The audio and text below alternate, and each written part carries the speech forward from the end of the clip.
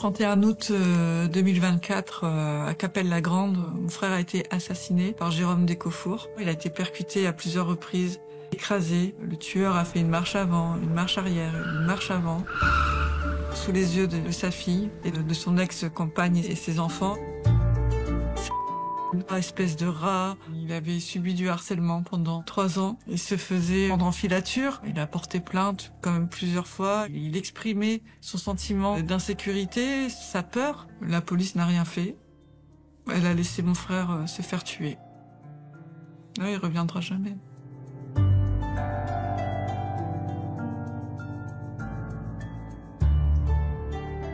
Là, on va à Capelle-la-Grande sur les lieux du crime. Le 31 août 2024, Jamel Benjabala a été tué par Jérôme, l'ex-conjoint de sa compagne. Ce dernier, qui l'aurait harcelé pendant 3 ans, était le leader régional d'une milice d'extrême droite. Mon frère devait se tenir juste là. Ma nièce a vu son père se faire percuter. Elle a hurlé à un point où certains voisins ont entendu son hurlement en disant « Papa, papa ». Jamel était père d'une fille de 10 ans. Jérôme, qui a eu 2 enfants avec son ex-conjointe, était en lien avec le groupuscule néo-nazi l'Alliance France et membre de la brigade française Patriote, selon le site d'information Blast qui a révélé l'affaire. Auprès des enquêteurs, Jérôme argue qu'il s'agit d'un accident. Mais cette justification est invraisemblable d'après Nadia, qui indique que son frère était traqué par cet homme. Sidérée et accablée, Nadia tente de remonter le fil des événements pour comprendre ce qui s'est passé. Entre 20h et 21h, Jérôme Descofour s'est présenté, a prétexté de devoir voir ses enfants. Quand mon frère est descendu et qu'ils se sont disputés, mon frère demandait pourquoi il enquêtait sur sa fille, comment ça se fait qu'il pouvait savoir son adresse, son nom. Les enfants de Jérôme Descofour sont descendus et ont dit qu'ils voulaient voir leur père. Il a commencé à partir en voiture avec les enfants. Et mon frère s'est interposé quand il a cru qu'il partait avec les enfants. Et là, une première fois, il a essayé de le percuter avec le véhicule. Ce voisin habite à proximité de la scène de crime. Il raconte ce qu'il a vu ce soir-là. J'ai une fenêtre qui est juste dessus, là, qui donne juste sur la rue. J'ai vu une altercation entre une personne à pied avec une femme un peu plus loin, avec une personne qui était en voiture. Ne sachant pas ce qui se passait, j'ai pris quelques photos pour avoir quelque chose s'il y avait un souci ou autre, avoir un support visuel pour éventuellement la police ou quelque chose d'autre. Je referme la fenêtre et là j'entends un grand bruit, des cris, j'ouvre la fenêtre et je vois un homme au sol. Gisant sur la route, je suis descendu et je suis allé porter secours à la personne au sol. Puis j'ai commencé ma massage cardiaque dès que possible. Je pense qu'il était mort sur le coup, effectivement. Au vu des blessures qu'il avait, c'était couru d'avance, quoi. C'est Karl Maximum. En tout cas, au nom de la famille, on vous remercie. D'après La Voix du Nord, Jérôme a d'abord pris la fuite avant de contacter les secours et d'annoncer son intention de se rendre. La police l'a finalement interpellé à son domicile, puis placé en garde à vue. Une enquête pour meurtre a été ouverte par le parquet de Dunkerque. Lui dit que c'était un accident. Pourtant, il a accéléré, il a écrasé une première fois, une marche arrière et il est repassé dessus. Je vois pas en quoi ça peut être un accident. La société, elle a perdu quelqu'un de bien parce qu'elle préfère protéger les Jérôme Descofour qui servent à rien et qui servent juste à tuer des Arabes, quoi. Pour Nadia, il s'agit d'un acte prémédité, d'autant plus qu'avant sa mort, son frère avait dénoncé à plusieurs reprises les agissements de Jérôme à son encontre. 22 novembre et 31 décembre 2022, Jérôme envoie des SMS racistes à son ex-compagne. Il doit bien y avoir un rat pour toi quelque part pour prendre des tickets au rabais. Tes exigences, tu te les gardes pour Mohamed ou qui tu veux.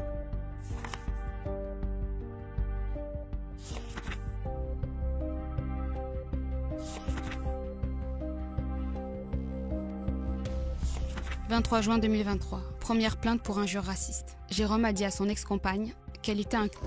Jamel révèle qu'il sait par sa conjointe que Jérôme possède des armes et que ce dernier a découvert l'adresse de sa fille. 25 août 2023, seconde plainte toujours pour injure raciste. Jérôme a proféré des insultes et placé dans la valise de son fils un saucisson pur porc avec marqué halal en indiquant à l'enfant que c'était un cadeau pour Jamel. C'est une provocation volontaire de sa part car il connaît ma religion et instrumentalise son fils pour m'atteindre. Il a commencé à prendre un accent africain en déclarant « Moi pas comprendre, moi pas comprendre ». J'en peux plus de ces provocations incessantes. Celle-ci sera finalement classée le 6 juin 2024. 16 septembre 2023.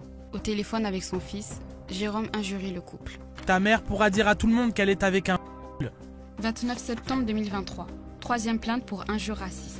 Jamel dénonce les diffamations et injures racistes publiques subies. C'est pas la première fois que je suis insulté de la sorte par Décofour Jérôme. Il continue de me dénigrer par message, allant même jusqu'à cautionner ses propos par vos services, en disant que vous-même, vous dites que les gens comme moi sont votre fonds de commerce.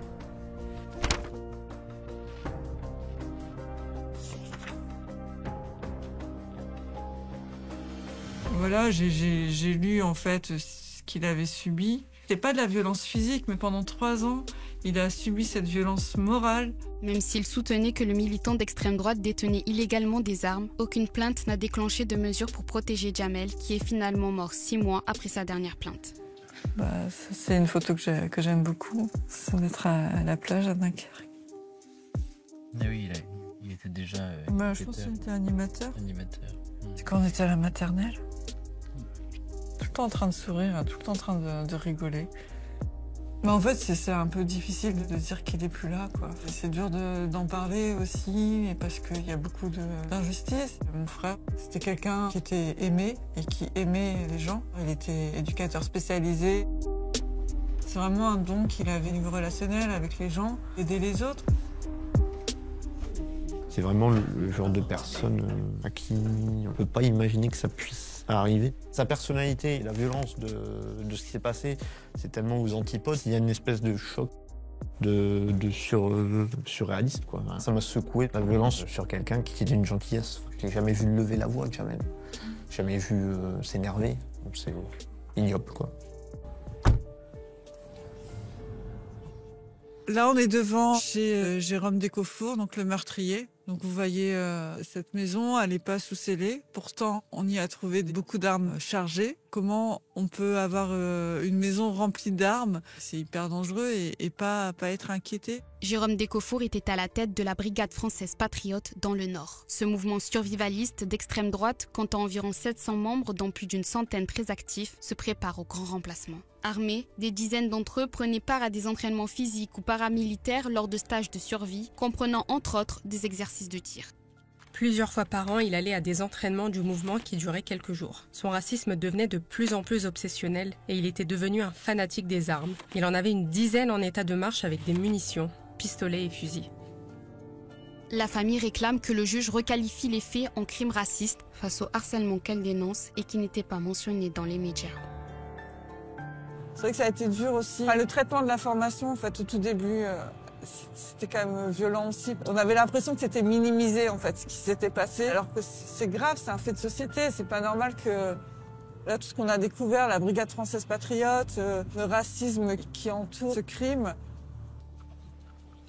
On va à la maison de la citoyenneté de Grande-Synthe pour retrouver des associations antiracistes qui ont créé un collectif de soutien envers ma famille. Bonjour. Déjà, merci à tous de vous mobiliser. Oui, j'attends qu'on fasse un point parce que je pense qu'il faut mettre la pression à la procureure et au juge pour qu'ils qualifient. Parce que ça va pas venir d'elle-même. Et moi, je suis la maman. J'ai eu 4 enfants, donc dont Djamel. Je vous dis, moi, j'ai une colère vis-à-vis de la procureure qui, effectivement, nous méprise. Même pas un accusé réception, je ne peux pas vous recevoir, je vous recevrai telle date. En fait, c'est un non-nie complètement. Mais pour l'instant, effectivement, la cible, c'est le tribunal. Il y a des drames de cette nature-là. Évidemment, c'est encore pire. C'est vraiment un crime raciste. Il faut que les citoyens soient conscients des difficultés que nous vivons en ce moment, que vraiment c'est très difficile à vivre. Le fait qu'à proximité de chez nous, il peut y avoir des meurtres racistes qui se déroulent, que des gens s'entraînent à proximité dans des forêts ou autres, avec des armes, stands de tir, etc. Pour moi, c'était pas possible. C'est aussi ça qui fait peur et qui est difficile à accepter. Je veux dire, la procureure, est-ce qu'elle a lu vraiment les plaintes?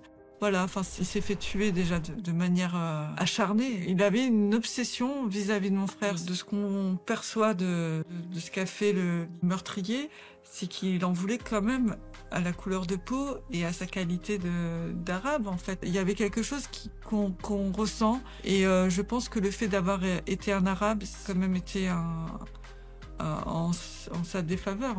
La famille de Djamel a lancé une pétition pour que le meurtre soit requalifié et que le mouvement soit éradiqué. Présumé innocent selon la loi, Jérôme Décofour est mis en examen et placé en détention provisoire depuis le 2 septembre 2024. Si le parquet requalifie le meurtre en crime raciste, La peine encourue passera de 30 années de prison à la réclusion criminelle à perpétuité. Selon nos informations, Jérôme Descaufours n'a jamais été interrogé sur son appartenance au groupe armé d'extrême droite Brigade française patriote, ni sur sa proximité avec le groupe néo-nazi l'Alliance France. Contacté par AJ+, son avocat n'a pas répondu à nos sollicitations.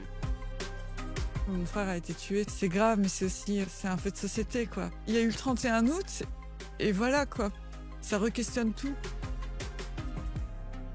J'ai grandi dans une société démocratique, soi-disant, et on a toujours fait comme il fallait, mais je veux dire, on n'a peut-être pas le prénom, on a un prénom exotique, on a une couleur un peu différente, on va peut-être pas être traité de la même manière. C'est aussi ça, est-ce que ça va être le commun maintenant ?